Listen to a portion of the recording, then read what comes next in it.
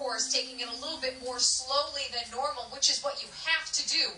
We have seen multiple spin-outs. We have seen several people spinning their tires just trying to pull into the gas station where we have positioned ourselves this morning. So we don't want to sound like a broken record, but we can't say it enough that it is very, very dangerous on the roads. And so something that to consider to stay inside if you don't have to go out. Now, it looks like the snow's not going to end, but let's hear from the expert and talk to Pete Sack, because I'm getting pelted in the face with snow here, Pete, in South Holland.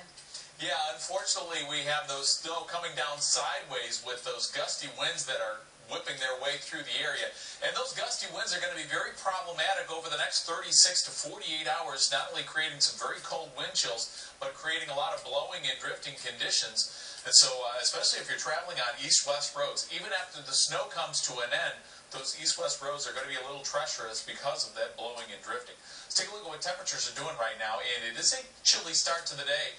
And readings have been on the way down all morning long. 17 right now at O'Hare, 21 at Midway, 18 degrees right now in Romeoville, still 32 degrees in Gary and 28 in Valparaiso, but they're getting some lake influence. But notice right now it's 12 in DeKalb, but when you factor in the winds, wind chill values starting to go below 0 in DeKalb, and also into Rockford feels like 0 in West Chicago at the DuPage Airport, 0 in Aurora, 0 in Peru, also 0 in Waukegan.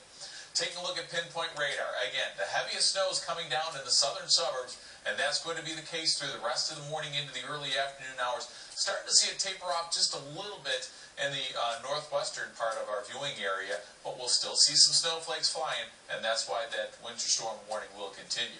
Here's a look at Stormcast now. Again, storm starts to wind its way on down earlier on this afternoon, but notice still at 1 o'clock, heavier snows in the southern part of the viewing area and into northwest Indiana.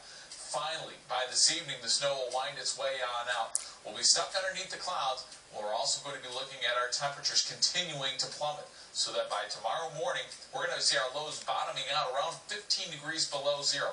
That's only part of the story. That's just how it's going to, as the air temperature goes. When you factor in the winds, wind chill values will be anywhere from 40 to 45 below.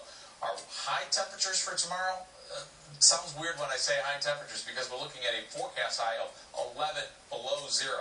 Hardly a high temperature when you put it in perspective that way. Here's a look at snowfall accumulations, and again, the heaviest accumulations will be in the southern suburbs and then toward northwest Indiana, with lighter accumulations the further northwest you go. So here's a look at our time. Once again,